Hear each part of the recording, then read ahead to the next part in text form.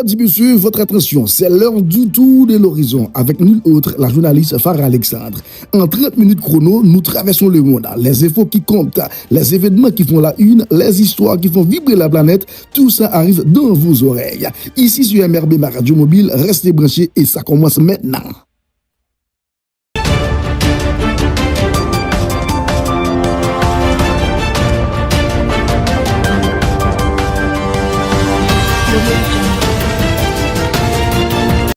Il est 20h, vous êtes sur ma radio mobile. Madame, messieurs, bonjour, bonsoir, bienvenue au journal international Tour de l'horizon.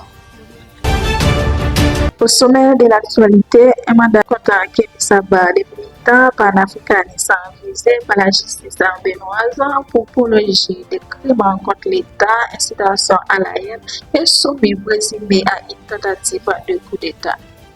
Mexique a lancé un gouverneur de l'État, César Diata a été arrêté par les autorités fédérales pour des charges de blanchiment d'argent. L'accusation américaine au sommet de sécurité, les États-Unis officiellement accusé Rwanda devant le Conseil de sécurité de l'ONU d'alimenter l'instabilité dans l'est de la République démocratique du Congo, affirmé que Kigali soutient le groupe rebelle M23 dans ses opérations militaires. La Corée du Nord a organisé une grande cérémonie d'officiels à Pyongyang pour accueillir les 528e régiment dirigé à l'armée populaire coréenne, de retour après une mission de 120 jours en Russie dans le cadre de la guerre en Ukraine. Le président kenyan William Ruto a évoqué l'institution de l'Assemblée des Nations Unies pour l'environnement avec d'autres dirigeants africains la nécessité de confronter la légalisation coloniale et leur forme moderne d'exploitation. Escalade du conflit en République démocratique du Congo, la situation de sécurité dans l'Est a détérioré fortement avec les groupes rebelles M23 soutenus par Kigali qui a pris le contrôle de la ville stratégique Ivira. Restez branchés, on revient dans un petit moment pour le développement du journal. Frère à conseil journaliste, collectif média en ligne, Semel, a dit nous, faut que nous restions très vigilants. Pendant un moment ça, côté insécurité a ravagé pays nous. Si tout dans Port-au-Prince avec zone qui entoure Lyon, terroristes coalition vivant ensemble a touillé innocent chaque jour. Nous connaissons travail nous important en pile, mais la vie nous plus important toujours. Nous demandons pour éviter zone côté effets sans maman yo abstimer la troublai. Si Span prend chance avec la vie nous, chaque grain dans nous compter, chaque grain dans nous important. Solidarité nous c'est force nous. Dans moment difficile ça yo, c'est ensemble pour nous rester, pour nous aider une l'autre. On nous continue de défendre vérité à courage, mais faire ça avec précaution. C'est mêle camper avec nous pour sécurité et avenir journaliste haïtien. Ensemble, nous avons changé bagay yo, mais faut que nous vivions pour nous ouais changement. La Cour de répression des infractions économiques et terroristes a lancé un mandat d'arrêt international contre Kémy Saba, figure des panafricanistes accusés d'avoir soutenu publiquement les tentatives de coup d'État survenues le 7 décembre 2025. Cette affaire relancée avec tension entre pouvoir, opposition et militants souveraineté. Kémy Saba est poursuivi pour apologie des crimes contre les secrétaires de l'État, incitation à la haine et à la rébellion, soutenue publiquement une tentative de coup d'État. Ces accusations sont basées sur une vidéo polémique publiée par l'activiste dans laquelle il s'allie les militaires comme des militaires patriotiques. Accusation américaine au Conseil de sécurité. Les États-Unis officiellement accusé le Rwanda devant le Conseil de sécurité de l'ONU d'alimenter l'instabilité dans la République démocratique du Congo, affirmant que Kigali soutenait le groupe rebelle M23 dans ses opérations militaires. Washington a menacé d'assurer la responsabilité de ceux qui entravent le processus de paix régional. Le Rwanda, de son côté, nie ces accusations, affirmant qu'il n'est pas engagé militairement et blâmant la République démocratique du Congo pour violation du cessez-le-feu. Rwanda, un hommage de la politique de la sécurité, a récemment conclu un accord de santé avec les États-Unis et devient le premier pays africain à avoir un financement direct de soins de santé avec l'administration américaine. Cet accord d'un montant de plus de 1,6 million de dollars visait à lutter contre des maladies comme la VIH-Sida, la tuberculose et l'immobilisme et marquant une nouvelle forme de coopération bilatérale en cadre traditionnel des organisations internationales.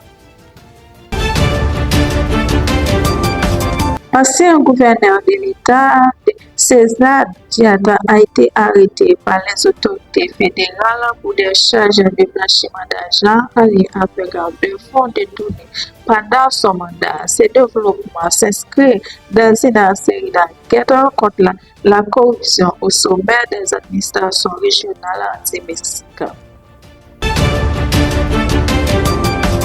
Au Maroc, au moins 19 ans à 22 personnes ont tenté la rue, ou plusieurs autres ont été blessés après l'effondrement soudain des immeubles résidentiels dans le quartier d'Anna Moustekbala à face. Des opérations de recherche et de reportage sont en cours pour retrouver d'aventures survivantes, tandis que l'enquête judiciaire a été ouverte pour déterminer la cause de l'accident, notamment des violations potentielles des normes de construction. Au Maroc, la Banque africaine de développement a approuvé un fonds de 316 millions d'euros destiné à moderniser les infrastructures aéroportuaires marocaines. Cette enveloppe vise notamment à approcher la capacité d'accueil de l'aéroport principal Tankou, Casablanca, Makessel, en prévision d'événements sportifs majeurs comme le camp 2025. Le président français Emmanuel Macron a clarifié sa position dans les dossiers ukrainiens. Selon Paris, l'Ukraine n'a fait aucun accord territorial avec la Russie, n'envisageait pas d'en faire à ce stade. Cette déclaration intervient alors que la discussion internationale sur la paix reste très sensible entre les partenaires européens et les États-Unis.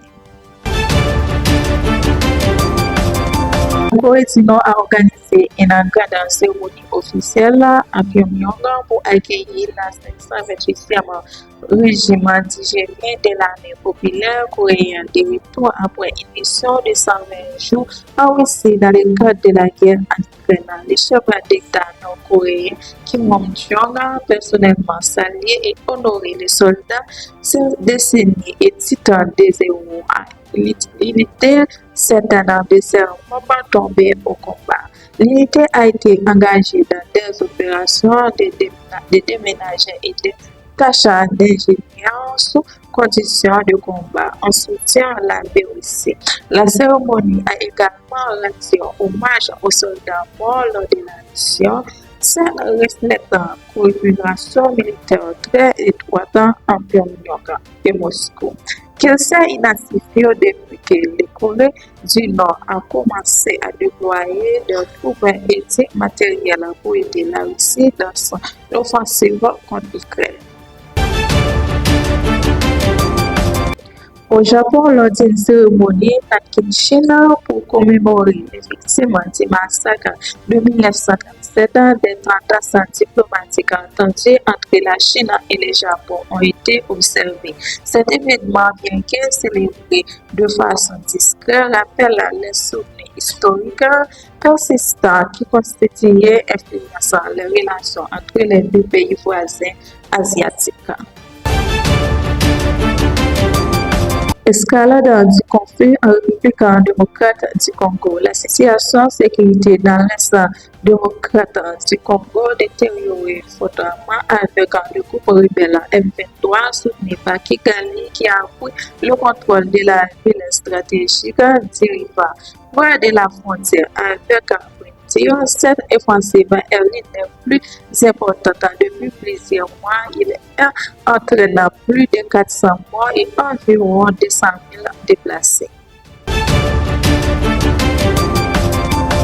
Le président Kenya, William Ruto, a évoqué l'ultime session d'Assemblée des Nations Unies pour l'environnement avec d'autres dirigeants africains la nécessité de confondre l'égalisation coloniale et les formes modernes d'exploitation, soulignant les défis persistants pour le développement durable dans la région. Merci d'avoir suivi. À la prochaine.